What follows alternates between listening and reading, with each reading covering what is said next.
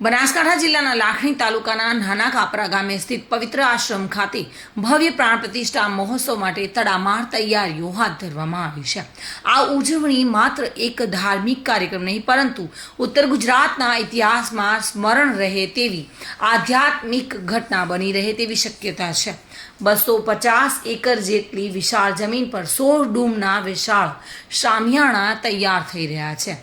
મહોત્સવ દરમિયાન 1008 હવન કુંડી યજ્ઞનું વિશાળ આયોજન કરવામાં આવ્યું છે, જેમાં હજારો ભક્તો સહભાગી બનવા માટે તૈયાર થયા છે। સમગ્ર કાર્યક્રમને ધ્યાનમાં રાખીને આ તહેવારને મિની કુંભ મેળા તરીકે ઓળખી શકાય તેવો ધાર્મિક માહોલ સર્જાઈ રહ્યો છે। આ પાવન કાર્યક્રમ માટે શ્રદ્ધેય મહામંડલેશ્વરો, અખાડાપતિઓ, વિવિધ મઠોના મહંતો તથા અગ્રણી સાધુ સંતો ઉપસ્થિત રહીને શોભા વધારશે। આ આશ્રમની સ્થાપનામાં પરમ પૂજ્ય 1008 રઘુનાથપુરી બાપુએ કરી હતી। તેઓએ જીવનભર માનવ કલ્યાણ, ગૌ સેવા અને સંસ્કાર પ્રસાર માટે અખંડ પ્રવૃત્તિ રાખી છે। તેમનો આશય અને સંદેશ સમગ્ર મહોત્સવની ભાવનાને આધ્યાત્મિક ઊંચાઈ આપે છે। આ ઉત્સવમાં સમગ્ર ઉત્તર ગુજરાત, રાજસ્થાન તેમજ અન્ય રાજ્યોમાંથી અનેક ભક્તો જોડાવાના છે। તમામ ધર્મપ્રેમી ભાવિકો, ભક્તજનો, સેવાભાવી મિત્રો તમામને ભાવભર્યું આમંત્રણ આપવામાં આવ્યું છે। મિત્રો, આવનારી તારીખ 2, 3 ને 4 અતિ ભવ્ય મિની કુંભ જેવું 1008 કુંડીનો યજ્ઞ પણ છે। સંતો પણ પૂરી દુનિયામાંથી અહીંયા આવવાના છે। ત્યારે આ તમામ આયોજન જેના થકી રઘુનાથ બાપુના, રઘુનાથપુરી બાપુના શિષ્ય કુર્સી ભુવાજી દ્વારા, એમના શિષ્ય દ્વારા, સેવકો દ્વારા જે કરવામાં આવી રહ્યું છે, ત્યારે આપણે ભુવાજીને પૂછ્યું કે બાપુ, આ આયોજનનું અંદાજિત કેટલા એકરમાં આપણે આ સામિયાણું બાંધેલું છે અને કેટલા સમયથી આ કામ ચાલી રહ્યું છે? તો આપણી સાથે બાપુ છે। એક સંત કરી શકે તે કોઈ ન કરી શકે। તમે કેમેરાના દ્રશ્યમાં જોશો કે દૂર દૂરથી તમને હાઈવેથી ધજાઓ દેખાઈ રહી છે। પૂર્વ તૈયારી રૂપી અત્યારે સેવકો કામ પણ કરી રહ્યા છે। બાપુ નિર્દેશન આપી રહ્યા છે। સાથે એમની સાથે સાધુ સંતો છે, ગ્રામ્યજનો છે, સેવકો પણ છે।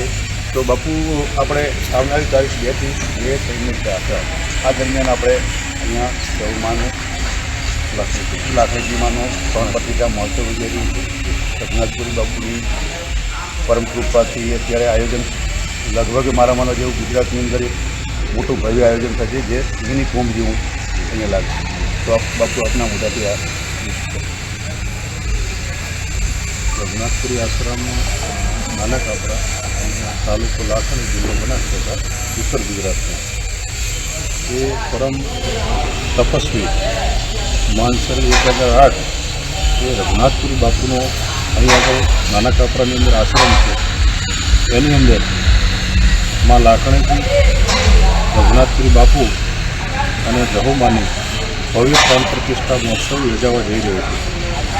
તારીખ 2, 3 અને 4 જૂનનો યોજાવા જઈ રહ્યો છે। એની અંદર તૈયારીઓના ભાગરૂપે સતત 3 મહિનાથી કામ ચાલુ છે આશ્રમ દ્વારા, સેવકો દ્વારા અને સમસ્ત સનાતન ધર્મપ્રેમી જનતા દ્વારા। અને આ કાર્યક્રમ લગભગ કાર્યક્રમની જે રૂપરેખા છે, 250 વીઘાની અંદર તો મંડપ અને એનું ડેકોરેશન છે। 1008 મહાયજ્ઞ પણ આશ્રમને પ્રતિષ્ઠા મહોત્સવમાં રાખેલો છે। એની અંદર ભારતભરમાંથી જે આપણે સનાતન ધર્મના જે આચાર્ય સંતો કહેવાય એવા વિશેષ જે ભારતની વિભૂતિઓની અંદર જેનું નામ આવે છે એવા આપણા અવધેશાનંદ ગિરી આચાર્ય એ પણ અહીં પધારી રહ્યા છે। આપણા બધા આખા પરિવારને સમસ્ત સનાતન ધર્મી અને સેવક પરિવારને આશીર્વાદ આપવા અને પ્રાણ પ્રતિષ્ઠા મહોત્સવ દીપાવવા। એનાથી એવા વિશેષ એવા આપણા આચાર્ય મહામંડલેશ્વર શ્રી 1008 એવા કૈલાસાનંદગીરી, જે એમને એવું કહેવાય છે ગંગામતી સંતોની મૂર્તિ છે અને પોતાનું મુખ પણ શિવ રીતે છે। એ પોતે પણ આ કાર્યક્રમને, એ જેમ આપને કીધું એવું મહેન્દ્રભાઈએ કે આ એક મહાકુંભ બનવા જઈ રહ્યો છે. એમને બિરદી આપ્યું છે એક બીજો પ્રયાગ કરવો છે ગુજરાતની અંદર, તો એને દીપોવવા માટે થઈને એવા સંતો 3 અને 4 તારીખ બંને તારીખે અહીં હાજર રહેવાના છે. બીજા વિશેષ આપણા બાલકાનંદજી આચાર્ય અને વિશેષ મહામંત્રી આપણા હરિગીરીજી અને અમારા ગુજરાત ધર્મથી જે રબારી સમાજના ધર્મગુરુ એવા કનીરામ બાપુ અને અમારા રઘુનાથપુરી બાપુ જે છે એમનો જે ગુરુદ્વારો એ આસોદર મઠ થાય. આસોદર મઠથી અમારા રેવાપુરી બાપુ અને કોઠારી શ્રી ભાવેશપુરી સતત આ કાર્યક્રમની અંદર માર્ગદર્શન અને સતત કાર્યક્રમનો સપોર્ટ કરી રહ્યા છે. અને ત્યાંથી વિશેષ જે અમારા મોમાઈ મોરાથી અમારા આજુબાજુના 5 ગામ પરમારોના ગામ 5 ગામ પરમારોના કહેવાય, એમની કુળદેવી મોમાઈ મોરા કહેવાય. એટલે વિશેષ મોમાઈ મોરાથી પણ અમારા સંત શ્રી ગંગાગીરી બાપજી, શુભમગીરી બાપજી એ પણ પોતે સતત માર્ગદર્શન પૂરું પાડી રહ્યા છે. અને સતત એક સનાતન ધર્મ માટે કોઈ બીજો આ પ્રાણ પ્રતિષ્ઠા મહોત્સવ એવો ઉજવાય કે સનાતન ધર્મ અને ભારતભરના સનાતની અને હિન્દુ સમાજને એક સંદેશ મળે કે ના સનાતન ધર્મ શું કરી શકે છે, એની અંદર ભગવો ભેદ શું કરી શકે છે. લાખણા તાલુકાની અંદર નાના કાપરા ખાતે ભવ્ય કાર્યક્રમ યોજાઈ રહ્યો છે, જેની અંદર ગુજરાત અને રાજસ્થાનથી તમામ સંતો વધારશે અને વિશેષ આ કાર્યક્રમ રહેશે અને ઐતિહાસિક કાર્યક્રમ બને ઐતિહાસિક કાર્યક્રમ બનશે અને કેટલાય સાધુ સંતો વધારશે. તો એમના પણ દર્શનને આ મીડિયાના માધ્યમથી કહેવા માગું કે તમે દરેક જનતા અહીંયા આવે અને સાધુ સંતોના દર્શન કરે. ટુડે ન્યૂઝ ચેનલ આજે રઘુનાથપુરી બાપુના પ્રાણ પ્રતિષ્ઠા મહોત્સવનો જે ભવ્ય આયોજન છે ત્યાં આજે આપણે પહોંચ્યા છીએ. આપ જોઈ રહ્યા છો પાછળ કુર્સી ભુવાજી જે બાપુના શિષ્ય છે એમના દ્વારા આયોજન કરતા આયોજકો પણ છે. જે આ સામિયાણું બંધાઈ રહ્યું છે